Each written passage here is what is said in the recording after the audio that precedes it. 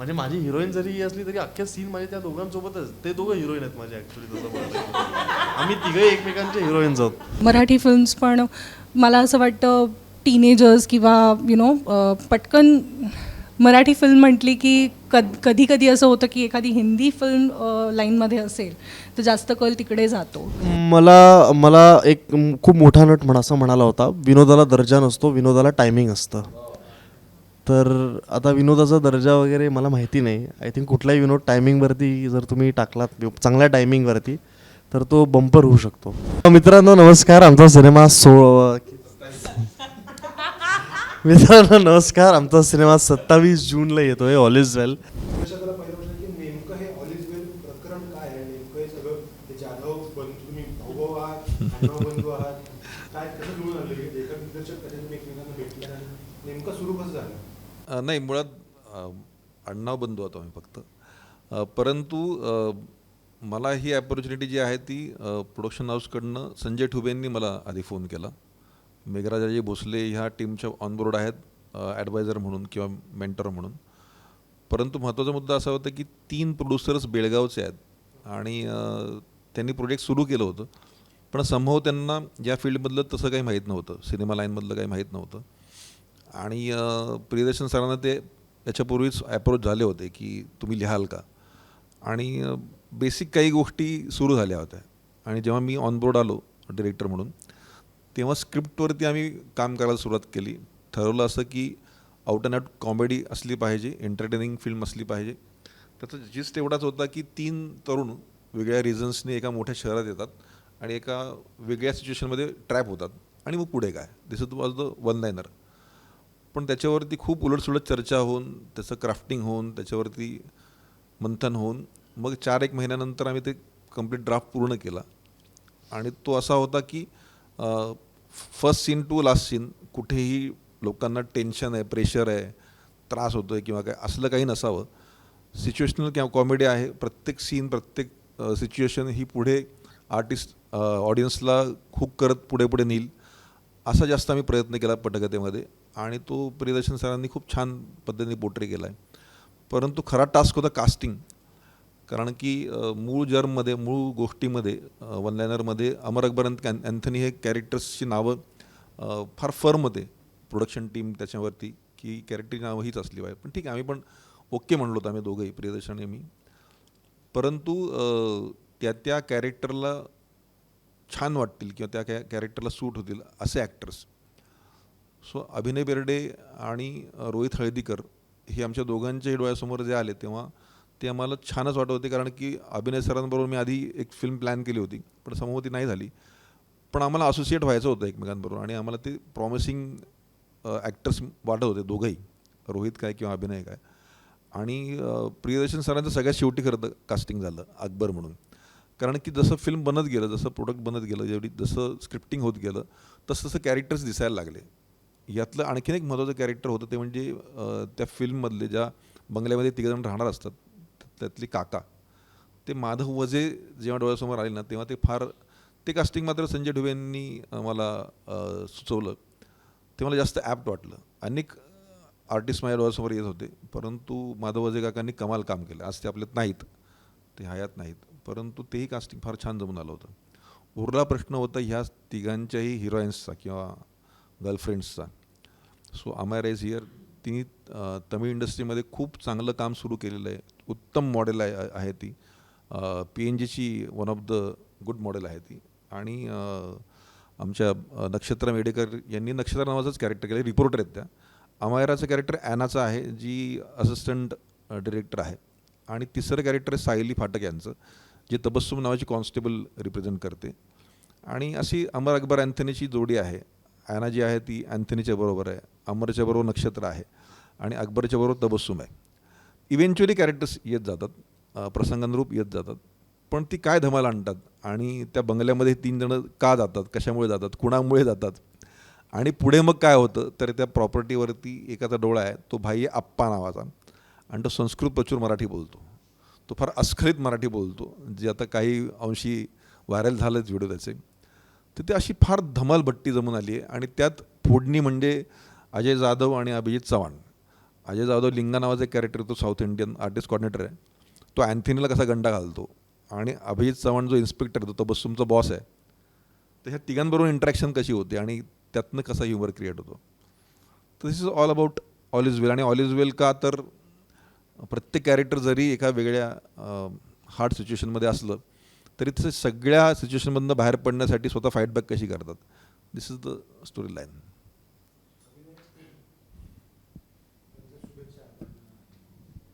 मटाचा तुला बेस्ट ॲक्टरचं मिळालं गेल्या वर्षी. मठाचे खूप खूप आभार. मी अवॉर्ड फंक्शनला येऊ नाही शकलो, पण मठाचे खरंच खूप आभार आणि खूप खूप माफी, कारण शूटिंगमुळे मला येता नाही आलं. माझं पहिलं नामांकन, मानांकन, माझं पहिलं पुरस्कार, आणि इतके दिग्गज मंडळी माझ्यासोबत मानांकित होते, त्यामुळे मी खूप ऋणी आहे मठाचा, आणि मी आयुष्यभर हे लक्षात ठेवेन. आणि जितके पुढे मठा सन्मान होतील तितके हजेरी लावण्याचा पूर्णपणे प्रयत्न करेन. एकीकडे तुझं नाटकाचं छान काम सुरू आहे, मस्त ग्रोथ सुरू आहे, त्याच्यावर सिनेमाचं काम सुरू आहे, आणि त्यात आता लवकरच तुझा ऑल इज वेल हा सिनेमा भेटेल येणार आहे. 3 मित्रांची गोष्ट आहे. तुझी मैत्री आम्ही इकडे मध्ये आपण जो कट्टा गेला त्यातही पाहिलेली कॉलेजची, शाही सगळं पुढे करून सांगितलेलं. ही जी 3 मित्र आहेत या सिनेमातले, त्यांविषयी थोडं सांगा, नेमकं काय आहे ती मित्रांची गोष्ट, नेमकी काय आहे? बेसिकली हे जे मित्र असतात ते सिनेमा जेव्हा सुरू होतो, सिनेमाच्या सुरुवातीला ते अजिबात मित्र नाही आहेत. ते काही कारणास्तव मुंबईत एका ठिकाणी भेटतात, आणि त्यांच्या आयुष्यात जी ट्रॅजेडी घडलेली असते, रिस्पेक्टिव्ह त्यांच्या प्रत्येकाच्या आयुष्यात काही ना काहीतरी ट्रॅजेडी घडलेली असते, काही ना काहीतरी कारण शोधून ते मुंबईत आलेले असतात, पण काही कारणास्तव ते त्यांचं काम मार्गी लागत नसतं, आणि अतिशय उलटच काहीतरी होतं. सो कुठेतरी ती जी ट्रॅजेडी त्यांच्या आयुष्यात घडते ती त्यांना एकत्र आणते, आणि त्या ट्रॅजेडीमधनं निघणारा जो विनोद आहे, आणि त्याच्यामधनं पुढे जी गोष्टी होतात, जे आपल्याला एका तुम्ही जर हेराफेरी बघाल, गोलमाल बघाल, सगळ्या गोष्टी आहे, सगळे जे सिनेमे बघाल, तो जो ह्युमर आहे त्या त्या त्या टाईपचा जो ह्युमर आहे, त्या टाईपची जी गोष्ट आहे, तशीच ऑल इज वेल, तशीच काहीशी ऑल इज वेल आहे. आणि त्यात आम्हा तिघांचं बॉन्डिंग, आम्हा तिघांचं ट्युनिंग होपफुली लोकांना खूप आवडेल. अमर अकबर विजय परदेशी जर बघितलं असं नव्हतं त्याला अमर असं पहिले तुझं इंट्रोडक्शन हो. आता हे दोघांचं अँथोनी ठेवणार आणि त्याला अकबर ठेवणार, ते पुढे ही जे तू पहिला स्क्रिप्ट असतं म्हणते म्हणाले की ते प्रोड्युसर फॉर्म होते की ती नावं आम्हाला पाहिजे. तुझी पहिली निमणूक होते की तुझ्या स्क्रिप्ट होते की अमर अकबर म्हणजे 3 प्रोटॅगनिस्ट असणार आहेत सिनेमा, तुझं काय नेमकं, तुझं तेव्हा मनस्थिती होती काय तुला लक्षात? सो मला पहिल्यांदा जेव्हा सिनेमा ऑफर केला गेला होता, तेव्हा दर्शनदादा किंवा योगेश सर दोघंही ऑनबोर्ड नव्हते त्यावेळेला सिनेमाची फक्त स्क्रिप्टिंग झालं होतं, बाकी पुढे काहीच माहिती नव्हतं. आणि मी त्यांना म्हणालो की आपण स्क्रिप्ट एकदा वाचूया आणि नंतर पुढच्या गोष्टी डिसाईड करूया. आणि 2 वर्षानंतर मला दर्शनदादाचाच फोन आला की मीच ही फिल्म लिहितो आहे, आणि मीच हा सिनेमा करतो आहे म्हणून, आणि योगेश सर डिरेक्ट करणार आहेत. सो मग मी म्हणलं उत्तम, कारण मला दर्शनदादासोबत काम करायचं होतं. मला त्याच्या टाईपचा ह्युमर खूप आवडतो. तो पर्सनली जो एक सतीश तारे स्कूल किंवा प्रकाश बुद्धिसागर स्कूलचा ह्युमर स्वतः करतो, त्या ह्युमरचा मी खूप मोठा फॅन आहे, आणि तो ह्युमर मला बघायला खूप आवडतो, आणि या सिनेमा थ्रू मला तो अनुभवायला पण मिळाला. सो पहिली रिॲक्शन अशी होती की मी कधी आउट अँड आउट विनोदी सिनेमा केला नव्हता, आणि मला खूप दिवसांपासून करायची इच्छा होती, आणि योगायोगाने मला त्याच वेळेला त्याच अशा विनोदवीरांसोबत तो सिनेमा मिळाला. So I am very lucky. नक्षत्र टेलिमार्केटमधून सगळ्यासमोर आलेले सिनेमा चेहरा ओळखीचा आहे, आणि आता हा तुझा लीड म्हणून पहिला सिनेमा आहे? नाही, लीड म्हणून पहिला नाही आहे हा. प्रीतम नावाची एक फिल्म आली होती, जी ॲक्च्युली थिएटर रिलीज झाली, पण because of pandemic second wave होता, तर ॲमेझॉन प्राईमने ती घेतली. सो ती डेब्यू फिल्म आहे. ही सगळी भट्टी आहे, दर्शन आहे, अभिनय आहे, हळदीकर आहे, या सगळ्यांच्या भट्टीमध्ये तू नेमकं कसं जुळवून घेतलं आणि कसं या तिघांना?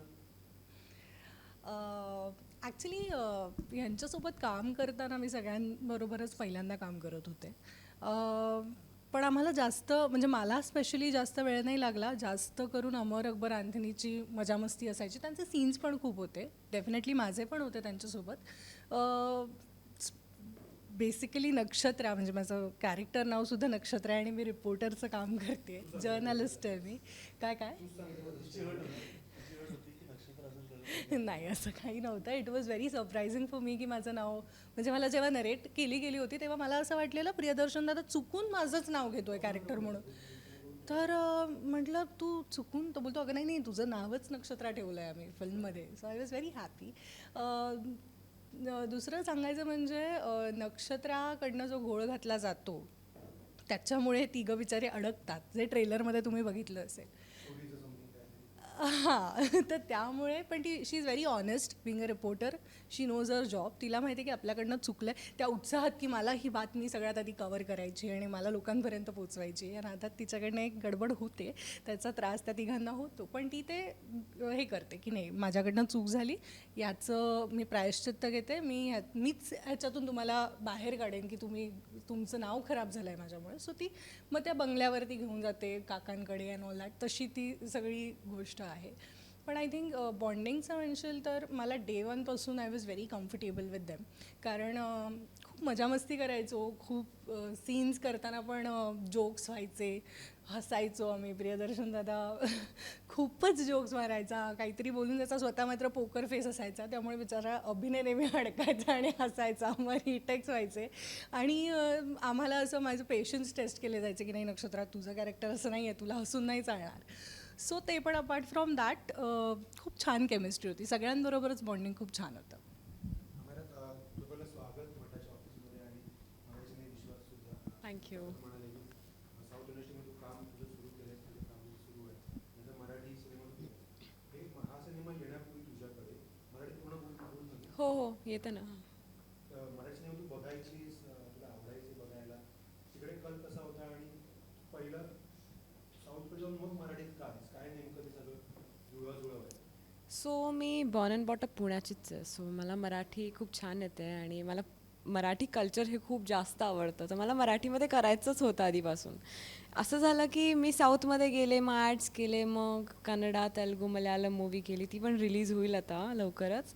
मग मला मराठी आली. मला आधीपासून करायचंच होतं मराठी बट थोडी लेट आली पण आली. So I am very happy की मी मराठीमध्ये काम करते अँड फॉर्च्युनेटली मी अजून मराठी मूवीज करेल.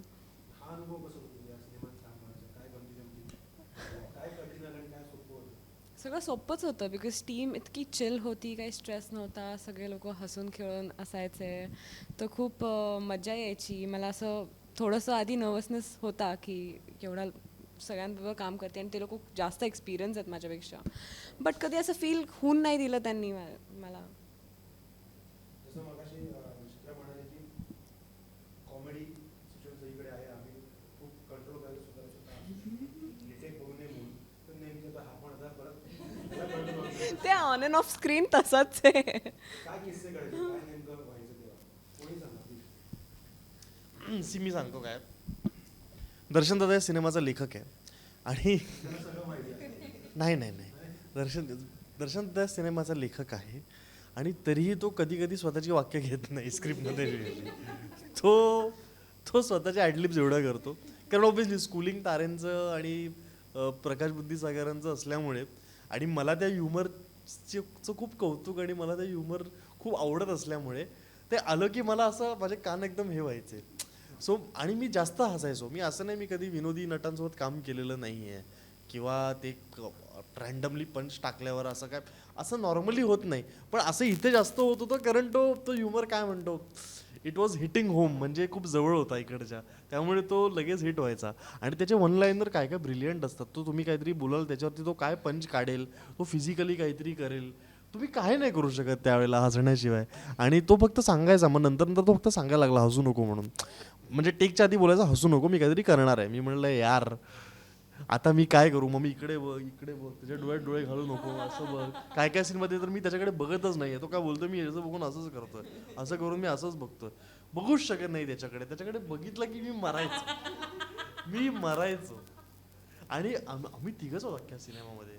म्हणजे माझी हिरोईन जरी असली तरी अख्ख्या सीन माझे त्या दोघांसोबतच. ते दोघं हिरोईन आहेत माझे ऍक्च्युली तसं बघायला. आम्ही तिघं एकमेकांचे हिरोईन्स आहोत. सगळे सीन आमचे एकमेकांसोबतच आहेत. असं नाही की एकट्याचं काही आहे असं काही नाही आहे. सो त्यामुळे ते तसं तरी ट्युनिंग आमचं झालं होतं. पण मजा आली मला इन शॉर्ट मला थोडंसं ती कॉमेडिक साईड एक्सप्लोअर करायला मजा आली. या सगळ्या तिघांना तिघा आणि इतर आणखी सगळ्या मुळात माझ्यासाठी ही 7वी फिल्म आहे आणि मी आधी खूप दिग्गज आर्टिस्ट बरोबर काम केलं असल्यामुळे मला ह्यांच्यावर काम करताना वेगळी एक्साइटमेंट होती की ह्यांच्याकडनं मला काय शिकायला मिळेल. बिकॉज जेवढी यूथ आणि पॉझिटिव्ह एनर्जी नवीन लोकांबरोबर काम करू आपण तेवढा आपण अपडेट होत असतो. अभिनय असतील, रोहित असतील किंवा प्रियदर्शन असतील, ह्या प्रत्येकाने मी काहीतरी शिकलो. माझ्यासाठी उलटी प्रोसेस होती. नक्षत्र मेडेकर असतील, अमायरा असतील. परंतु एक नक्की की मी थिएटरमधला असल्यामुळे, नाटकाशी माझी नाळ जोडलेली असल्यामुळे मुळात सीन इम्प्रोवाईज करणं असेल किंवा सीन समोर काय घडतात हे समजणं माझ्यासाठी तेवढं अवघड नव्हतं.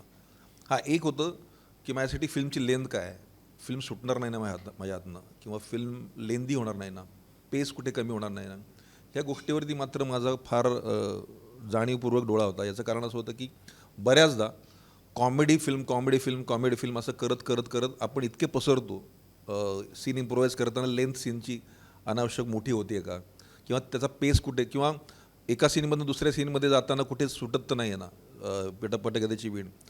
तर मुळात प्रियदर्शन सेटवरती असल्यामुळे मला ते तसं प्रेशर नव्हतं, कारण की एकातनं दुसऱ्यातनं तिसऱ्या सीनमध्ये जाताना किंवा कॅरेक्टरचा जर्नी असेल तो मला समजत होता की ज्यांच्या अपेक्षेनुसार, लेखकाच्या अपेक्षेनुसार आपण सगळं करतो आहे ना किंवा चाललं आहे ना. आणि दुसरी महत्त्वाची गोष्ट म्हणजे कास्टिंग आधी प्रॉपर माहिती असल्यामुळे, सगळ्यांना सगळ्या गोष्टी माहिती असल्यामुळे मला प्रेशर नव्हतं. कारण की स्क्रिप्टचा पहिला ड्राफ्ट जेव्हा झाला तेव्हा सगळ्यांबरोबर जेव्हा बोलणं झालं की हे कॅरेक्टर्स तुम्ही सगळे करताय, तेव्हा ती क्लॅरिटी होती प्रत्येकाला की आपण काय करतो ते. हां, फक्त एकच होतं की जसं आपण म्हणतो की सेटवर आल्यानंतर मात्र प्रत्येकाची केमिस्ट्री कशी वर्क होती किंवा नाही होती ते समजायला काही दिवस जातात ना, ते झालं नाही सुद्धा. म्हणजे मला पहिल्या दिवसापासूनच तो एक लिफ्ट मिळाला की पहिल्याच दिवशी आम्ही हे तिघांचे सीन प्लॅन केले होते. तिघंही सीन कसे करतात, काय करतात, बंगल्यामध्येच आम्ही शूट करत होतो. त्यात नक्षत्राही होत्या, आमचे माधव वजे काका पण होते. माधव वजे काकांबरोबर तर क्लायमॅक्स असा फंटास्टिक आहे की त्यांना फिजिकली खूप स्वतःला वाचवून ठेवायचं होतं एनर्जी लेवलला किंवा काय गोष्ट नाही सांगत, परंतु एक कॅरेक्टर त्यांना खांद्यावर घेऊन कंटिन्युअसली पळतं आहे, शिड्या चढतं आहे, असं ते क्लायमॅक्स आहे. तर तो काय वगैरे त्या सिनेमात कळेल, परंतु 80 वर्षाचे वयोवृद्ध ते खांद्यावरती एक कॅरेक्टर घेऊन पळतं आहे आणि त्याच्यातनं काही ह्युमर क्रिएट होतं आहे, हे खूप वेगळं होतं. व्हिज्युअली बघताना ते लोक एन्जॉय करणार होते, पण माझ्यासाठी एक्झिक्यूट करताना एका पडक्या इमारतीत, बरं आमचे सर प्रियदर्शन जाधव सर, नाही आम्हाला पडकं बिल्डिंगच पाहिजे आणि ते रात्री शूट करायचं. मग सर म्हटलं ऐका, एखादा गेला खाली तर पिक्चर राहिला तिकडेच, ऑल इज वेल नाही ऑल इज बॅड होईल सगळं ते. मग ते थोडंसं डे लाईटमध्ये मला कन्वर्ट करायला लागलं. परंतु ह्या सगळ्या तिघांची केमिस्ट्री, त्यातले अनेक वेगळे कॅरेक्टर्स, आणि त्यात वजे काका वयाच्या 80 वर्षी ते करतात ते, आणि त्यात तो आप्पा सयाजी शिंदे, अशी सगळी ती सरमिसळ झाल्यानंतर काय झालं असेल यू कॅन इमॅजिन. त्यामुळे मला नाही अवघड गेलं तसं फारसं, माझ्यासाठी ते फार सोपं होतं. सिनेमा बनवण्यापर्यंतचा एक स्ट्रगल म्हणजे लास्ट कट म्हणण्यापर्यंतचा एक स्ट्रगल आणि सिनेमा बनवून झाल्यानंतर तो प्रेक्षकांकडे आणण्याचा जो एक स्ट्रगल होतो, प्रोड्युसरला, डिरेक्टरला किंवा वितरकांना जो काही करावा लागतो, की आजच्या तारखेला वर्षाला 120-140 सिनेमे बनत आहेत. कोणाला कधी रिलीज करायचं हे काही कळत नाही, कसं करायचं समजत नाही आहे. अनेकदा गोंधळही त्यात पाहायला मिळतो. 4 सिनेमे, 5 सिनेमे विकेंडला. आपला सिनेमाही त्या दिव्यातून जातो किंवा गेला. अशा वेळेला दिग्दर्शक म्हणून तुमची मनस्थिती कशी असते आणि नेमकं पुढचं काम आता काय करायचं किंवा कसं शांत राहायचं, काय नेमकं द्वंद्व असतं? नाही, मुळात मला शांतच राहावं लागणार होतं, कारण की सिनेमा, कुठलाही सिनेमा हा माझ्यासाठी एक चॅलेंज असतो. याचं कारण असं असतं की पूर्ण सेटअप वेगळा असतो, थॉट वेगळा असतो सिनेमा मागचा, माणसं वेगळी असतात, प्रोडक्शन हाऊस वेगळं असतं, प्रोड्युसर्स बऱ्याचदा फर्स्ट टायमर्स असतात. जे ओल्ड टायमर प्रोड्युसर आहेत त्यांच्यावर मी काम केलं आहे. म्हणजे माझी नटी नावाची फिल्म होती, नीता देवकर खूप अनुभवी प्रोड्युसर होत्या. आणि हे जे प्रोड्युसर्स आहेत माझे, बरं आलं त्याच्यावर तुम्ही प्रश्न विचारला, ते फर्स्ट टायमर प्रोड्युसर्स आहेत. त्यांचा फिल्म मेकिंग या बिझनेसशी काही संबंध नाही आहे. अमोद उचंडीकर, वाणीश्री, मल्लप्पा, विनायक पट्टण शेट्टी, हे चारही मंडळी बेळगावची आहेत. ते मराठी नाहीत पूर्णतः. आणि अशा माणसांना, अमराठी माणसांना मराठी सिनेमा करायला मिळणं किंवा करावंसं वाटणं आणि त्यांना मग मेघराज भोसले आणि संजय डुबेंनी मार्गदर्शन करणं, हा एक वेगळा भाग होता.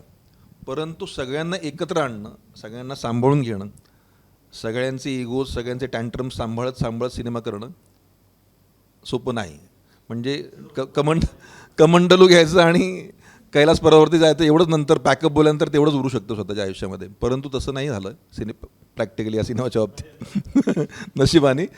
कारण की सगळं जमत गेलं. आणि एक नक्की तुम्ही म्हणता ते मात्र खरं आहे की डोकं खूप शांत ठेवायला लागतं. आत्ताही माझं स्ट्रगल चालूच आहे. गाणी गेलीत का, टीजर गेला आहे का, प्रोमो गेला आहे का, सेन्सॉर आलं आहे का, सेन्सॉर स्क्रीनिंग कधी आहे, ते सगळं चालूच आहे. परंतु दैव नावाचा एक भाग असतो, डेस्टिनी नावाची एक गोष्ट असते. आणि जसं माझं 2006 साली प्रमुख सहाय्यक दिग्दर्शक म्हणून पहिलं पिक्चर होतं, ते सिल्वर जुबली झालं होतं. मकरंद अनासपुरे त्याचे हिरो होते, जाऊ देतं खाऊ, आणि त्याचे प्रोड्युसर मेघराज भोसले होते. पण ते माझ्यासाठी जसं एक चॅलेंज होतं, वर्कशॉप होतं, की ती फिल्म सिल्वर जुबली होईपर्यंतचा प्रवास मी पाहिलेला आहे प्रॅक्टिकली निगेटिव्हच्या काळामध्ये. 2006 सालाची गोष्ट सांगतो.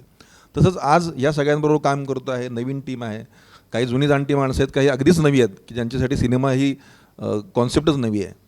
परंतु हे जरी सगळं असं असलं तरीसुद्धा मला असं वाटतं की प्रेक्षक माझ्यासाठी सगळ्यात पहिलं आणि शेवटचं टार्गेट एकच असतं, ते म्हणजे प्रेक्षक. प्रेक्षकांना हा सिनेमा बघून काय वाटतं. तर हा सिनेमा करताना मात्र एक अजेंडा होता की लोकांना हसवायचं आहे, आपल्याला लोकांना एंटरटेन करायचं आहे. तर मला मात्र कधीही behind the camera me hyper होऊन, मी एक्साईट होऊन, मी नर्वस होऊन, डिप्रेस होऊन चालणारच नव्हतं. अडचणी येतात का? नक्कीच येतात, प्रत्येक सिनेमाला येतात. आमचा जे एकुलता एक सिनेमा असा नाही की अडचणी किंवा प्रॉब्लेम्स येणार नाहीत. राईट फ्रॉम लोकेशन्सपासून ते बऱ्याच गोष्टी अशा असतात की ज्या आम्हाला जशा हव्यात तशा हव्या असतात, असं मिळतंच असंही नाही. आणि बऱ्याचदा असं होतं की अरे हे तर नव्हतं मागितलं मी, पण हे मिळून गेलं की, म्हणजे अपेक्षेपेक्षा काहीतरी भारी होऊन जसं तसं हे सगळं कास्टिंग आहे माझ्यासाठी. की मी कास्टिंगसाठी खूप झगडा केला आहे, माझं मला माहिती आहे. 6 महिने स्क्रिप्ट फायनल होईपर्यंत सायमल्टेनियसली मी विविध लोकांशी बोलत होतो. पण त्यातले अभिनय बेर्डे, रोहित हळदीकर आणि प्रियदर्शन जाधव हे मात्र माझ्या दैवात होते, माझ्या नशिबात होते. याचं कारण असं होतं ना की अभिनय सरांबरोबर मला फार आधी एक लव्ह स्टोरी करायची होती, जी झाली नाही. प्रियदर्शन सरांबरोबर मला 15 वर्षापूर्वी काम करायचं होतं माझ्याच गोष्टीवरती, तेही झालं नाही. पण ते म्हणतो ना की दैव किंवा परमेश्वर घडवून आणतो काहीतरी गोष्टी, तशा घडल्या. आणि माधवजे काका तर आम्ही थिएटर पुण्यात कित्येक वर्ष करतो. त्यांची जागर नावाची संस्था होती, आमची अर्पण नावाची होती. आणि आम्ही तर त्यांच्यासमोर फार लहान होतो. मी, प्रसाद ओक, सुबोध भावे असे अनेक आमचे मित्र जे पुण्यात त्यांच्यासमोर थिएटर करत मोठे झालो. तर असं वाटतं ना की गोष्टी जुळून यायला वेळ लागतो आणि कधी कुणाच्या पदरात काय दान पडेल काही सांगता येत नाही. तसंही माझ्या पदरात पडलेलं दान आहे ऑल इज वेल, रादर खरंच सगळ्यांच्याच. कारण की ती फिल्म जेव्हा बनत होती तेव्हा जे दिसत होतं चित्र, ते आधीचं चित्र फार वेगळं होतं. आणि आत्ता जेव्हा सिनेमा पूर्ण झाला आहे तेव्हा एक कळतं, वाईब्स पॉझिटिव्ह आहेत, लोकांना आवडेल हे दिसतं आहे.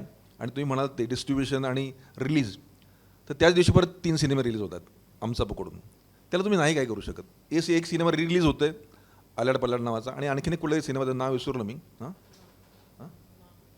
नाही, मा हिंदी सिनेमा आहे. मराठीत 3 सिनेमा रिलीज होत आहेत, मा हिंदी सिनेमा रिलीज होत आहे. You can't beat them. म्हणजे तुम्ही असं नाही म्हणू शकत की अरे हा सिनेमा का रिलीज होतो आणि हा सिनेमा का नाही रिलीज होत आहे. आणि 120 सिनेमे मी तर म्हणतो की माझ्या अभ्यासानुसार 150च्या वरती सिनेमे आपल्याकडे सेन्सॉर होत आहेत मराठीमध्ये दरवर्षी. एक प्रकारे गोष्ट चांगली पण आहे, पण धोका असा पण आहे की जेव्हा क्वांटमनी काम होतं तेव्हा क्वालिटी कधी कधी सफर होती आहे का किंवा कॉम्प्रोमाइज होती आहे का ह्याच्याकडे बघायला लागतं. आणि फॉर्च्युनेटली म्हणा किंवा अनफॉर्च्युनेटली म्हणा, शिकून येत नाही आहेत लोक. सिनेमा शिकण्याची गोष्ट आहे आणि ती फार अंतःकरणापासून आणि फार प्रेमाने करण्याची गोष्ट आहे. जेव्हा तुम्ही असे क्वेश्चन मार्क घेऊन येता ना की मग सिनेमाचं प्रोडक्शन कॉस्ट किती असली पाहिजे, कास्टिंग कसं केलं पाहिजे, मग स्क्रिप्ट काय असलं पाहिजे, प्रेक्षक कळत आहेत का, डिस्ट्रीब्यूट कशी करू, पब्लिसिटी कशी केली जाते. मग तुम्ही केलं काय? तुम्ही जेव्हा 2-3 करोड रुपये टाकता एका वेळी तुमच्या आयुष्यातले, भले 3 जण मिळून टाकू देत, 1 माणूस टाकू देत, 3 कोटी रुपये टाकणारी माणसं अनभिज्ञ असतात, या सगळ्या गोष्टींपासून अजाण असतात. ही मात्र खंत मला नक्कीच आहे दिग्दर्शक म्हणून. माझी 7वी फिल्म आहे, माझी पहिली फिल्म नाही आहे. आणि मी विविध प्रकारच्या लोकांना भेटलो ज्यांनी सिनेमे केलेत अशांना सुद्धा आणि ज्यांची पहिली फिल्म अशांना सुद्धा. मी नेहमी नक्की एक सांगू इच्छितो या निमित्ताने, खूप चांगला प्रश्न विचारलात तुम्ही, की समजून घ्या क्रिएटिव्ह माणसाची व्यथा काय असते. आमच्याकडनं चांगला सिनेमा करण्याची अपेक्षा तुम्ही करता तेव्हा आम्हाला एक जाणवतं की तुमचाही अभ्यास तेवढाच चांगला पाहिजे, तेवढा दांडगा पाहिजे, तुम्हाला तुमच्या हक्कांची जाणीव पाहिजे. ऑल ओव्हर वर्ल्ड सिनेमा कुठे चालला आहे, हिंदुस्थानातला हिंदी सिनेमा कुठे चालला आहे, मल्याळम रिजनल सिनेमे कुठे चालले आहेत, आणि आता आपण कुठे स्टँड आउट होणार आहोत. याचा विचार तुम्ही 3 कोटी रुपये टाकायच्या आधी केला होतात का? आपण साधा सर 30,000चा मोबाईल घ्यायला जातो ना, तर ते फीचर विचारतो, ह्याची गॅरंटी आहे का, वॉरंटी आहे का, पालथा उलता उताणा पातळा करून घेतो. मलाही तावून सुलाखून घेतलेलं आहे डिरेक्टर म्हणून. परंतु मुद्दा असा आहे की फक्त डिरेक्टर, फक्त रायटर, फक्त ॲक्टर्स, फक्त कॅमेरामन, प्रोडक्शनवाला यांनाच फक्त घेऊन विचारून फायदा नसतो. तुम्हाला जेव्हा बिझनेस म्हणून करायचा आहे हा सिनेमा म्हणून, तेव्हा तुम्हाला बाजारात उतरायला लागतं, फिरायला लागतं 4 ठिकाणी, अभ्यास करायला लागतो. मागचे 20 सिनेमे 40 सिनेमे जे हिट झालेत, फ्लॉप झाले, ते का झाले असतील? मागच्या 10 वर्षात मराठी सिनेमा कुठून कुठं ट्रॅन्झिट होतो आहे, हे सगळं बघायला लागतं ना. मग ते फक्त दिग्दर्शकाचं, लेखकाचं, ॲक्टर्सचं किंवा EPचं काम नसतं. ते जेव्हा प्रोडक्शन हाऊस म्हणून येतं तेव्हा ती जबाबदारी फार मोठी असते आणि ती सगळ्यात पहिली जबाबदारी निर्मात्यांची असते. तेव्हा निर्माते सुदैवाने आम्हाला असं वाटतं की किमान ऐकणारे मिळालेले आहेत. त्यांना आम्ही जे सांगतो त्यांना ते पटतं किंवा समजून घेतात आणि आम्हाला खूप मदत करतात. सो आत्ता 27 तारखेपर्यंत सुद्धा आमच्यासाठी जद्दोजहद आहेतच की लोकांपर्यंत कसं पोचता येईल आणि आम्हाला आमचं प्रोडक्ट फायनल प्रोडक्ट म्हणून, चांगलं प्रोडक्ट म्हणून कसं पोचवता येईल लोकांना, हा स्ट्रगल आहेच आहे. त्यामुळे तो स्ट्रगल जारी आहे, त्याला काही पर्याय नाही आहे. नक्षत्र आणि आम्हाला दोघांना माझा असा प्रश्न आहे की नवोदित अभिनेत्री म्हणून तुम्हाला इंडस्ट्रीकडून नेमकं काय अपेक्षा आहे आणि तुमच्या समोर नेमकं काय आहे सध्या चित्र, म्हणजे कामाच्या बाबतीत असेल, सिनेमाच्या बाबतीत असेल. आय थिंक ॲक्टर म्हणून अपेक्षापेक्षा मला असं वाटतं बेसिकली कुठलंही काम निवडताना किंवा ह्या सगळ्या ज्या गोष्टी होतात की मग भले ते डेली सोप्स असो किंवा फिल्म्स असो किंवा नाटक असो, नाटकांना मी ॲक्च्युली सेपरेट ठेवेन. फिल्म्स आणि डेली सोप्स बेसिकली सिलेक्ट करताना वगैरे आपला एक वेगळा स्ट्रगल असतो आर्टिस्ट म्हणून की मी हे प्रोजेक्ट करते आहे पण पुढे काय या प्रोजेक्टचं, किंवा मी व्यवस्थित निवडली आहे ना फिल्म, किंवा so and so it goes on. I think मागच्या 4 वर्षामध्ये बहुतेक मी एक 7-8 फिल्म्स केल्या.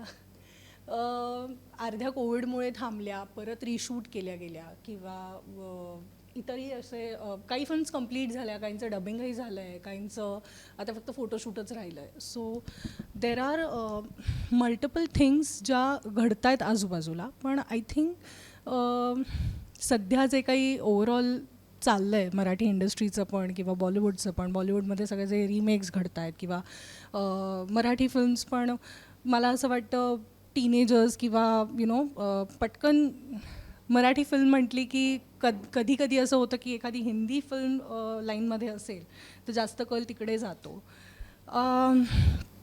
सो तो एक स्ट्रगल असतोच की कुठली रिलीज होताना फिल्म म्हण किंवा सिलेक्ट करताना सुद्धा की मी हा जो काही टॉपिक निवडते किंवा जे काही स्क्रिप्ट माझ्याकडे येत आहे. सो बाकी सगळं तर देवाच्या भरोश्यावर असतं. पण आय गेस आर्टिस्ट म्हणून एक फिल्म रिलीज होईपर्यंत, तिला चांगला प्रतिसाद मिळेपर्यंत आय थिंक स्ट्रगल हा असतोच.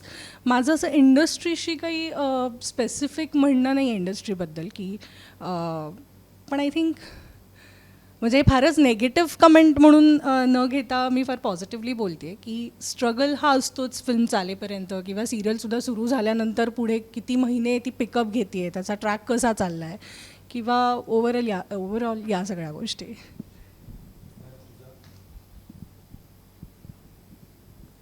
मला असंच एक्सपेक्टेशन्स नाही आहेत इंडस्ट्रीकडून. I just want to go with the flow. मला बघायचं आहे की काम कसं मिळणार आहे, कशा चांगल्या स्क्रिप्ट्स मिळतील, अजून कुठल्या जॉनरामध्ये अजून मी काम करू शकेल. I want to explore as an actor. मग बघू कसं पुढे जाईल. तर या सिनेमामध्ये दर्शनसोबत सतीशदादांचं नाव घेतलं, नाटकामध्ये निर्मिताई तुझ्या समोर आहे आणि over the period of time तू वेगवेगळ्या जॉनर्सची जी कॉमेडी छान वेगवेगळ्या प्रकारचं काम केलं आणि तुझा जो वारसा आहे लक्ष्मण दादांचा, तो एक म्हणजे जीन्समध्ये ते एक आहे. अशा वेळेला काय काय घ्यावं, काय काय बाजूला सारावं, हे कसं तू बॅलन्स करतोस? आईकडून काही बोलणं होतं का, बहीणमध्येच काही सांगते का, इकडे कसं मॅनेज करत असतोस तू? काय काय आपल्यासोबत ठेवायचं आणि अभिनय म्हणून काय प्रेझेंट पुढे करायचं आहे? एक गोष्ट आहे की कोणाला वाटत आहे की कोणाची कॉपी करतोय किंवा कोणाला मिमिक करायला जातोय? 100% युअर राईट. आणि यांच्याकडून घेण्यासारखं काय आहे, आता तुम्ही निर्मिती मावशींचं नाव घेतलं. निर्मिती मावशीची एक सगळ्यात मेन गोष्ट जी तिला त्या पर्वावरती पोचवलं आहे, ज्या गोष्टीने मेन गोष्ट तिची आहे ती आहे तिचं डिसिप्लिन, तिची शिस्त आणि तिच्या कामाला घेऊन तिचा प्रामाणिकपणा. तुमची ॲज अ कॉमेडियन स्किल काय आहे, तुम्ही ॲज अन ॲक्टर किती किती शिकलेला आहात ॲक्टिंगला घेऊन, किती ॲज अन ॲक्टर ग्रेट आहात, ह्याच्यापेक्षा जास्त काही मॅटर करतं तर ती तुमची शिस्त आहे तुमच्या कामाला घेऊन. जे मोठे नट आहेत ज्यांना मी ओळखतो, ज्यांना मी लहानाचा मोठा होताना बघितलं आहे, त्यांच्याकडनं जी एक गोष्ट मला घ्यावीशी वाटते ती आहे त्यांची शिस्त आणि त्यांच्या कामाबद्दलचा त्यांचा रिस्पेक्ट. ते खूप आहे आणि स्पेशली नाटक करणाऱ्या लोकांमध्ये जास्त आहे, कारण तिकडे तुम्हाला शिस्त काही करून पाळावीच लागते. तिकडे तुम्हाला दुसरं ऑप्शन नाही आहे. 4:30च्या प्रयोगाला मला नाट्यगृहात 3:30ला पोचायचंच आहे, माझ्याकडे ऑप्शनच नाही आहे. दुसरी गोष्ट, माझी आई आता मला सांगत नाही, ती आधी खूप सांगायची. आता आय थिंक खूप तिला पण कळलं की मी पण खूप बाहेर काम करतो आहे. माझी विचार करण्याची पद्धत वेगळी आहे, एखाद्या गोष्टीला अप्रोच करण्याची माझी पद्धत वेगळी आहे. सो क्रिएटिव्हली आमच्यामध्ये फार आता बोलणं होत नाही. स्वानंदी आता तिचा दिशा बदलते तिच्या करिअरची, त्यामुळे ते वेगळंच हे झालं. बट मला माझ्या सुदैवाने मी खूप माझ्या करिअरच्या सुरुवातीपासून खूप मोठमोठ्या नटांसोबत मला काम करायची संधी मिळाली आहे. पहिल्या सिनेमात संजय मोने होते, दुसऱ्या सिनेमात सुनील बर्वेदादा होते, नंतर मग मध्यंतरी मी दिलीप प्रभावळकरांसोबत पण काम केलं आहे, निर्मिती मावशी, खूप मोठे मोठे नट मला लाभले. या सगळ्यांमध्ये एक कॉमन गोष्ट आहे, ती आहे त्यांचा प्रामाणिकपणा आणि त्यांचं डिसिप्लिन. तुम्ही कसं काम करता, तुम्ही तुमच्या अभिनयाला अप्रोच कसा करता, हा पूर्णपणे तुमचा कॉल आहे. आणि तुम्हाला काय सुटेबल आहे हे तुम्हाला तुमच्याहून जास्त कोणाला नाही कळणार. सो आय फील मी अजून ते एक्सप्लोअर करतो आहे. आणि चांगल्या गोष्टी जर काही त्यांच्याकडनं घेण्याच्या असतील किंवा माझ्या वडिलांकडनं घेण्याच्या असतील तर ती त्यांची शिस्त आहे. कारण मला ना टॅलेंट वगैरे हे डेव्हलप करता येतं किंवा होतं, पण शिस्त जी असते ती तुम्हालाच घडवून आणावी लागते. ते काय नशीब नाही आहे असंच यायला, ती असावी लागते, ते करावं लागतं. सो जितकं शिस्तबद्ध मी होऊ शकेन याचा प्रयत्न मी करत राहीन. शेवटच्या टप्प्यामध्ये आमच्याकडे नवीन मुलं आहेत, CCR ज्यांना आम्ही म्हणतो, कॉलेज क्लब रिपोर्टर, जे कॉलेजमध्ये सध्या शिकत आहेत आणि त्यासोबत लिखाणही करतात. त्यांची आवड म्हणून आपण निवडतो दरवर्षी वेगवेगळी बॅच असते. तर आज आपल्यासोबत काही मिळत. तुमचं नाव सांगा, प्रश्न तुमचा सांगा, कॉलेजचं नाव पण सांगा. मी समीक्षा राणे, माझं कॉलेज धाणोकर कॉलेज विलेपार्ले. माझा प्रश्न आहे माझा प्रश्न आहे की आत्ता असा काळ सुरू आहे की विनोदाच्या दर्जावर प्रश्न उभे राहत आहेत. तर मग त्याचा काय विचार करून या फिल्ममध्ये या काळात सिनेमा आला आहे? मला एक खूप मोठा नट असं म्हणाला होता, विनोदाला दर्जा नसतो, विनोदाला टायमिंग असतं.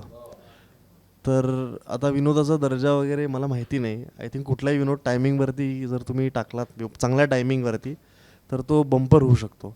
सो ह्याच्या पलीकडे माझ्याकडे बोलण्याकडे काही नाही आहे. पण आय नो तुम्ही काय म्हणण्याचा प्रयत्न करताय. बट आमचा सिनेमा अतिशय क्लीन आहे, त्याच्यामध्ये काही तुम्हाला कमरेखालचे विनोद वगैरे काही मिळणार नाहीत. आम्ही प्रॉपर एक फॅमिली एंटरटेनर बनवण्याचा पूर्णपणे प्रयत्न केलेला आहे. मी अशा लोकांना अजिबात जज करत नाही जे डबल मिनिंग सिनेमे बनवतात. तो त्यांचा कॉल आहे, त्यांनी कुठल्या प्रकारचा सिनेमा बनवला. भारताचं संविधान आपल्याला पूर्णपणे हक्क देतं आपल्याला जे प्रकारचा सिनेमा बनवायचा ह्याचा, त्याला क्रिटिसाइज करण्याचा पण आपल्याला हक्क देतं आणि बनवायचा पण आपल्याला हक्क देतं. पण हा सिनेमा तसा नाही आहे. आणि अगेन कमिंग बॅक, विनोदाला दर्जा नसतो, टायमिंग असतं. हे मला जितेंद्र जोशी बोलले होते. सो जितेंद्र जोशी बाप्पा जितेंद्र जोशी अच्छा जितेंद्र जोशी. मुद्दा असा आहे ना की विनोद हा आहे ना हसवणारा असावा, हास्यास्पद नसावा. कारण बऱ्याचदा असं होतं ना की तो हास्यास्पद होतो काही कारण असतो. आणि दुसरी महत्त्वाची गोष्ट म्हणजे ना प्रत्येकाचा अनुभव विश्व वेगळं असतं. त्यामुळे कुणाला कुठल्या गोष्टीमुळे हसायला येईल आणि काय फालतू विनोद करतो असू शकतं ना. प्रत्येकाला त्याचं त्याचं मत आहे. तसं आत्ता अभिनय म्हणाल तसं की मला या विनोदा मला हसायला आलं, तुम्हाला आई येईलच असं काही नाही आहे. तर वय, स्थळ, काळ परत प्रत्येकाची वेगळी असते, मानसिकता वेगळी असते. तो त्या सिच्युएशनमध्ये कसा आहे. आत्ता मी कदाचित तुमच्यापैकी 6 जण इथं बसलेले आहेत, काहीतरी विनोद झाला खळखळून आणि कोणीतरी शांत ढगात कुठेतरी बघत असेल, त्यावेळेस तो कुठे आहे ते पण फार मॅटर करतं. तो तिथं असला पाहिजे. थिएटरमध्ये ऑल दी बेस्ट सारखं नाटक चालू आहे, यथाकथित सारखं नाटक चालू आहे, लोक खळखळून हसत आहेत, एखादा माणूस कदाचित शांत पडद्याकडे नटराजाच्या मूर्तीकडे बघत बसलेला असू शकतो, कारण तो तिथे नसतो फिजिकली इमोशनली. त्यामुळे डिपेंड करतं की तुम्ही कुठल्या सिच्युएशनमध्ये तुमच्यासमोर तो विनोद घडतोय, तुम्ही काय पाहताय. त्यामुळे डिपेंड्स, बऱ्याच गोष्टी मॅटर करतात. माझं नाव वरद नंदगामी, मी CHM कॉलेज उल्हासनगरमधून शिकतो. माझं दिग्दर्शक म्हणून तुम्हाला एक प्रश्न म्हणजे ॲज अ दिग्दर्शक तुम्हाला काय वाटतं की आता सध्या आपण जसं बघतो इंडस्ट्रीकडे की चित्रपट ह्याच्या किंवा एखाद दुसरे सगळे हाऊसफुल चालले, त्याच्यावर या नोटवर चित्रपटावर काय परिणामचा होऊ शकतो किंवा होईल पुढच्या काळात? माझं व्यक्तिगत मत विचाराल तर कुठल्याच माध्यमाचा कुठल्याही इतर माध्यमावरती परिणाम होत नाही. झालं तर चांगला होईल, वाईट नक्कीच नाही होणार. याचं कारण असं आहे की आत्ता रिसेंटली आता थांबायचं नाही सारखी फिल्म चालली आहे ना, बाईपण भारीदेवासारखी फिल्म चालली आहे, झिम्मा चालली, पेंडेमिकमध्ये चालली. सो मुळात मुद्दा असा आहे ना की अगेन तुमचं प्रॉमिस काय, तुमची कमिटमेंट काय आहे तुमच्या प्रोडक्टची, त्याच्यावरती खूप गोष्टी डिपेंड आहेत. माझे एक समीर हम्पी नावाचे नाट्यव्यवस्थापक मित्र आहेत पुण्याचे, त्यांनी मला एक फोटो पाठवला, एक मेसेज पाठवला की योग्या तुला आश्चर्य वाटेल, शनिवार रविवारचे सगळे प्रयोग सगळ्या नाटकांचे पुण्या मुंबई बाहेरच्या सुद्धा हाऊसफुल गेलेले आहेत. सो ही पॉझिटिव्ह गोष्ट आहे ना. आणि त्याचं खाली एक वाक्य होतं, तू कधी नाटकात येतोस परत परत, असा शब्द होता त्याचा. मुद्दा असा आहे की माध्यम ते आहे, ते तुम्ही कसं हाताळता आणि लोकांना त्याबद्दल काय वाटतं. मुळात तुमच्या फिल्मची कमिटमेंट काय आहे. जसं आम्ही म्हणतो की आम्हाला लोकांना हसवायचं आहे, तर त्या 2 तासात आम्ही जी काय हसवण्याची कमिटमेंट केली ती फुलफिल जर केली तर लोकच जाऊन सांगणार आहेत की अरे हा सिनेमा नक्की बघा बरं का. जसं मी मगाशी जाऊ तर खाऊचं उदाहरण दिलं, तिथं फिल्म त्या काळात सिल्वर ज्युबली झाली ज्यावेळेस सोशल मीडिया नव्हता, त्यावेळेस स्मार्टफोन एवढे ॲक्टिव्ह नव्हते आणि लोक कुठून यायचे, हडपसर, कात्रज, सिंहगड रोड, बडगाव, बुद्रुक, तिथनं लोक गाड्या पकडून यायचे सिनेमा बघायला. आणि तो 4 शोमध्ये 15 आठवडे चाललेला सिनेमा आहे. सो मी पाहिलेलं ते वैभव पाहिलेलं आहे सिनेमाचा. असू द्या सिरियलबद्दल म्हणाल ना तर सिरियलबद्दल पण तेच आहे. मी अनेक मोठमोठ्या चॅनल्सना मोठमोठे सिरियल्स केल्या, मोठमोठ्या लोकांबरोबर केल्या, त्यामुळे तसं नाही आहे काही परिणाम होणार नाही. हा एक आहे तुमची प्रामाणिकपणा, जसं आत्ता अभिनय सर म्हणाले की प्रामाणिकपणा जर तुमचा कमी असेल तर मग मात्र तुमच्यावरच परिणाम होतो. इतर माध्यमांचा परिणाम होईल की नाही मला माहीत नाही. आणि अभिनय दादाला मला फक्त थँक्स म्हणायचं आहे की आज जेवढी पण यूथ आहे त्यांच्याकडून, आणि मला म्हणजे मध्येच मी सुद्धा म्हणाले कधी त्यांना भेटलं असतं म्हण, आम्ही जेव्हा लहान होतो तेव्हा ती सध्या काय करते आली होती, पण तेव्हा काय कळलं नाही, पण आता ती सगळी परिस्थिती आम्हाला कळलेली आहे. यासाठी गेला होता आता. अनुरागचा एक उपाय आता सगळे फॉलो करतात, काय नाही तर तन्वी अनुराग देशपांडे. अरे क्या बात आहे. मला मी जेन्युनली मित्रा सांगू का, म्हणजे आता ती सध्या काय करते म्हणून आता किती 8 वर्ष झाली इनफॅक्ट. तर मला असं वाटलं होतं की एवढा इम्पॅक्ट इतकी वर्ष राहील का, तर माहिती नाही, मला माहिती नव्हतं. अजूनही लोकांवरती प्रभाव आहे त्या सिनेमाचा. इम्पॅक्ट मी पाहिलेला आहे माझ्या डोळ्यांनी. मुंबई शाळा मुलींची, अप्पवळंत चौक, मी कॅमेरा सेट केला आहे रस्त्यावरनं नकळतपणे आणि 4 मुलींचा एक गट येतो, त्याच्यानंतर आणखीन 10-12 मुली येतात, त्यातली एक मुलगी लिटरली यांना पाहून रडलेली आहे. अभिनय भेटण्याने समक्ष पाहिलं म्हणून रडली, नंतर सरांनी तिला सही बी दिली असेल किंवा काय समजावलं असेल, माझा शॉट चालू असताना. पण झालेलं आहे आणि मला आनंद आहे, अभिमान पण आहे की आपल्या आर्टिस्टची एवढी क्रेज आहे, त्यांच्या मनात कलावंतांनी खरं करणं फार मोठी अचिव्हमेंट असते. That is why he sir for me, अभिनय सर. आज पण म्हणजे घरातून घडतात, ते जीन्सची पॅन्ट असेल वगैरे काही. अरे मी तुला सांगू, म्हणजे मला ती सध्या काय करताना इतकं इझी होतं. डेब्यू फिल्म असून सुद्धा माझी एवढं इझी यासाठी होतं कारण त्यातला प्रत्येक प्रसंग मला असं वाटत होतं की हे माझ्या आयुष्यात एकदा घडून गेलेलं आहे. त्याचा प्रत्येक प्रसंग, त्या सिनेमातला भरपूर प्रसंग होते त्याच्यामध्ये, पण प्रत्येक प्रसंगाच्या वेळेला मला असं वाटायचं की यार हे माझ्या आयुष्यात घडून गेलेलं आहे. आणि मला त्यावेळेला रिअलाईज नाही झालं की ती जी प्रोसेस होती त्या मेमरी तुम्ही स्वतःची कॅल्क्युलेट करता, सीनची तुमची मेमरी रिलेट करता, म्हणून तो सीन परफॉर्म करताना तुम्ही अजून नॅचरल वाटता. सो ते मेमरी गेम ते मला कळतच नव्हतं. म्हणजे खूप वर्ष मला लक्षात नाही आलं की मी ते अननोईंगली अप्लाय केलं होतं तिकडे. अननोईंगली अप्लाय झालं माझ्याकडनं, मला माहिती नव्हतं. हळूहळू जेव्हा मी अजून सिनेमे केले, मी जेव्हा अजून जरा विचार करायला लागलो, अजून प्रोसेस करायला लागलो, तेव्हा मला रिअलाईज झालं की अरे हे वर्क होतं आहे, आपण प्रत्येक सिनेमाला हे केलं पाहिजे, आणि खरंच वर्क होतं. मी आदित्य जोशी बेडेकर कॉलेजचा विद्यार्थी आहे. अमयराला प्रश्न आहे, तू तमिळ आणि मल्याळम मधून इकडे आली आहेस, तुला काय फरक जाणवतो मुख्यतः दोन इंडस्ट्रीज? हेच की मला मराठी येतं आणि मला तिथली लँग्वेज कळतच नाही. ॲक्च्युली खूप शिकायला लागते ती लँग्वेज. तेलगू, मल्याळम खूप डिफिकल्ट आहे शिकण्यासाठी. तर थोडंफार मला तेलगू आता जमायला लागलं आहे, पण मल्याळम जर कोणी पण माझ्याबद्दल वाईट बोललं माझ्या तोंडासमोर तरी मला कळणार नाही आहे. That's an advantage I feel की यु नो ते नेगेटिव्ह नाही. कशाला? सो लँग्वेज बॅरियर नाही आहे. खूप कम्फर्टिंग वाटतात मला मराठी इंडस्ट्री. ती पण इंडस्ट्री खूप चांगली आहे, बट ते असतं एक लँग्वेज बॅरियर असतं. You can't understand things. कळून नाही येत की लोकांना एक्झॅक्टली काय सांगायचं आहे, कारण काही लोकांना हिंदी आणि इंग्लिश पण नाही येत. सो ते तुटकं बोलतात आणि मग ते खूप मिसकम्युनिकेशन होतं. So I just feel like this is more comforting आणि छान वाटतं मला मराठी इंडस्ट्री. ॲक्च्युली या ट्रू दॅट. शेवटचा माझा प्रश्न असा आहे की आपल्या सर्व प्रेक्षकांना आणि सर्व वाचकांना तुम्ही एक एक कारण सांगायचं की ऑलिज वेल हा सिनेमा का बघावा. कोणीही सुरुवात करा पण कारण रिपिटेशन. माझं ढापायचं आधी मी आधी बोलून जातो. माझे इथे खूप ढापतात माझी कारणं. 4 वेगवेगळी कारण आपल्या ऑलिजचा वेल सिनेमा बघण्याची. पण एकच सांग, तू चारही बोलशील वेगवेगळे sentence. One one line. Line. मित्रांनो नमस्कार. आमचा सिनेमा मित्रांनो नमस्कार. आमचा सिनेमा 27 जूनला येतोय ऑल इज वेल. आणि अनेक महिन्यांपासून एक प्रेक्षक म्हणून मलाही असं वाटायचं की जे माझे आवडत्या कॉमेडीज आहेत, हेराफेरी आहे, भागमभाग आहे, गोलमाल आहे, बनवा बनवी आहे, अनेक मराठीमध्ये जत्रा आहे, असे इतके भन्नाट विनोदी सिनेमे येऊन गेलेत. पण मध्यंतरी आत्ताच्या काळात आत्ता गेल्या 3-4 वर्षात थिएटरवरती तशा प्रकारचा विनोदी सिनेमा बघायला आपल्याला मिळालेला नाही आहे. सो त्याच पातळीचा विनोदी सिनेमा आम्ही घेऊन येतो आहे all is well. Clean comedy आहे. आवर्जून तुमच्या मित्रमंडळींसोबत आणि परिवारासोबत बघा. धन्यवाद.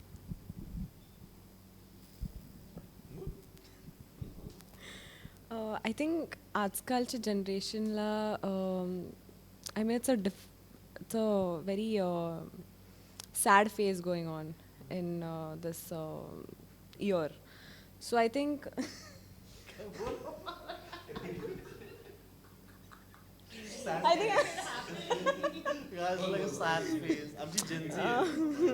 Shut up.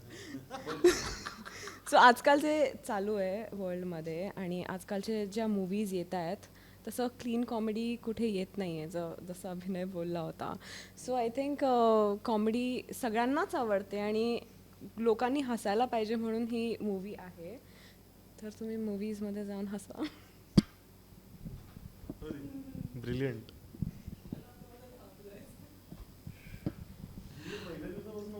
मैं बोलू क्या? मला असं वाटतं अमायरा जसं म्हणाली, सॉरी तू बोलून झाल्यावर मी बोलते. सध्या इट्स ट्रू की आता सध्या जी काही परिस्थिती आहे आपल्याला 2025 आय वॉज स्पेशली एक्सपेक्टिंग, कारण माझ्या लाईफमध्ये खूप छान छान गोष्टी घडत आहेत 2025मध्ये. सो आय वॉज एक्सपेक्टिंग की this is going to be a year full of fun, happiness and all. पण नाही, सध्याची जी परिस्थिती आहे सगळ्या खूप बॅड न्यूज येतात आपल्या कानावर आणि सगळेच जण खूप मेंटली किंवा ओव्हरऑल खूप नेगेटिव्ह झालेत. कारण मी स्वतः खूप घाबरते सध्या. मी इंस्टाग्राम ओपन केलं की या डेट्सवर ट्रॅव्हल करू नका आणि मला दिसतं की अरे प्रमोशन आहे, पुण्याला जायचं आहे, कोल्हापूरला जायचं आहे. सो आय थिंक मला असं वाटतं आय एम व्हेरी ग्रेटफुल आणि ऑडियन्ससाठी सुद्धा it's going to be a treat on from 27 June onwards की एक छान 2 तास निखळ कॉमेडी, खूप मज्जा असणारी एक फिल्म लोकांच्या समोर येते. मग आणि अगेन आमच्याकडे कुठल्याही प्रकारची वल्गर कॉमेडी न करता खूप क्लीन कॉमेडी यूज केली आहे. खूप छान सगळ्यांनी खूप मेहनतीने चित्रपट बनवला आहे, सगळ्यांनी खूपच मेहनतीने काम केलं आहे. मग ते आमचे डिरेक्टर असो, सगळी टीम, आर्टिस्ट असो, प्रोड्युसर्स असो, सगळी टीम मेंबर, सगळ्यांनी खूप वेळ ह्याच्यामध्ये इन्व्हेस्ट केला आहे, मेंटली, फिजिकली, इमोशनली. जसं आमच्या डिरेक्टरनी सांगितलं की खूप इमोशनली, मेंटली खूप हर्डल्स येत होते शूट करताना सुद्धा. बऱ्याच गोष्टी व्हायच्या, पण तरी आम्ही खूप पॉझिटिव्हली आणि एकमेकांना साथ देत आम्ही फिल्म पूर्ण केली. सो आय थिंक आणि कुठल्याही वयोगटात म्हणजे 10 वर्षाचा मुलगा किंवा अगदी 70-80 वर्षाचे आजी आजोबा सगळेजण फिल्म 2 तासाची खूप एन्जॉय करणार आहेत. It is going to be a joyful ride. So I think 27 जूनपासून तुमच्या जवळच्या चित्रपटात ऑल इज वेल नावाचा आमचा सिनेमा नक्की पहा. एकमेव कारण ते म्हणजे मला जर थिएटरमध्ये जाऊन जर सिनेमा पाहायचा आहे तर त्याचं एकमेव कारण असतं ते म्हणजे मला मनोरंजन हवं आहे. आणि ही फिल्म ती कमिटमेंट पूर्ण करेल, तुम्हाला मनोरंजन करेल, तुमची निखळ मनोरंजनाची जी काही इच्छा असेल ती पूर्ण करेल. म्हणून 27 जूनला नक्की जवळच्या चित्रपटगृहात पहा ऑल इज वेल. 27 जूनला. Thank you so much.